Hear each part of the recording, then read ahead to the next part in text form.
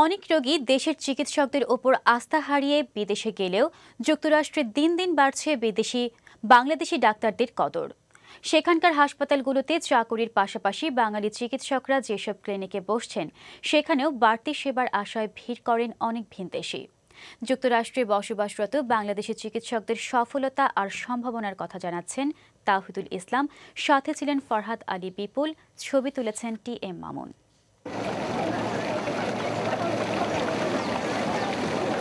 Colombia, New York কিংবা Oxford university, বিশ্বখ্যাত এমন সব বিশ্ববিদ্যালয় থেকে অন্য মেধাবীদের মতো উচ্চশিক্ষা নেবার স্বপ্ন ছিল সুলতান ও রনক আহমেদ দম্পতির।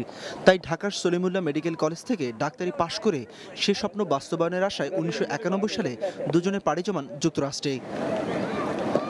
তবে স্বপ্ন বাস্তবায়নের পথ যে এতটা অমসৃণ এখানে পৌঁছে তা বুঝতে সময় লাগেনি তাদের। তাই ভেঙে না পড়ে বরং হাতে হাত রেখে শুরু করেন জীবনযুদ্ধ।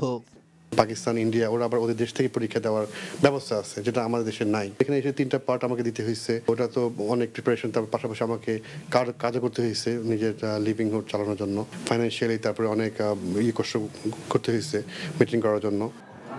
আত্মবিশ্বাসী স্বপ্নচারীরা বোধহয় সবসময় জয়ী হন, অন্তত আহমেদ দম্পতি তাই প্রমাণ করেছেন। নিউ ইয়র্ক হাসপাতালে সুলতান আহমেদ আর জেকবি হাসপাতালে রনক আহমেদ কাজ করেন ডাক্তার হিসেবে। পাশাপাশি তিনি আলবার্ট আইনস্টাইন কলেজ অব মেডিসিনে শিক্ষকতাও করছেন। আর দুজনের চেষ্টায় গড়ে তুলেছেন ওয়েস্ট মেডিকেল, যেখানে চাকরি করেন আরও অনেক বাঙালি ডাক্তার ও সহকারী স্বাস্থ্য কর্মকর্তা।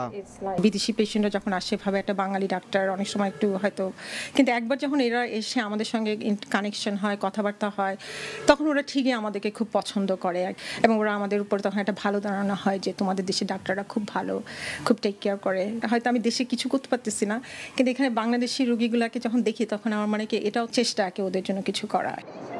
তবে এ দম্পতিকে কঠিন বাস্তবতার মুখোমুখি হতে হলেও সময় এখন পাল্টেছে। কারণ ডাক্তারি পেশায় উচ্চশিক্ষার জন্য যারা যুক্তরাষ্ট্রে যেতে চান তাদের পথ দেখাবার জন্য দেশটিতে এখন রয়েছেন অনেক বাংলাদেশি। তাদেরই একজন রুমানা চৌধুরী সবুর।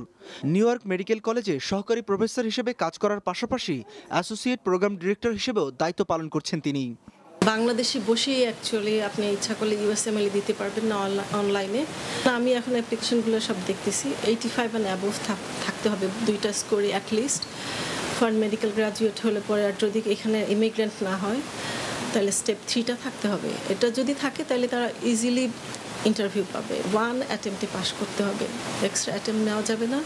ইয়ার অফ গ্রাজুয়েশনও যদি 5 years and less হয় তাইলে ভিসা কোনো ব্যাপার না। অ্যাকচুয়ালি আজকাল অনেকেই আসতেছে এবং আমি এনকারেজ করি। যুক্তরাষ্ট্রের সুনাম কুড়ালেও দেশের স্বাস্থ্য খাত নিয়ে ভাবেন তারা সবাই। এ বিষয়ে কিছু করার আশা থাকলেও নানা শঙ্কায় নিমেষেই কুঁকড়ে যান। তবে একদিন এর অবসান হবে, দেশে বসে দেশের মানুষকে সেবা করার সুযোগ মিলবে। পরবাসে বসে সেদিনের অপেক্ষায় এসব ডাকসাইটে বাঙালি ডাক্তারেরা। তাওহিদুল ইসলাম, ওয়ান নিউজ, নিউ ইয়র্ক, যুক্তরাষ্ট্র।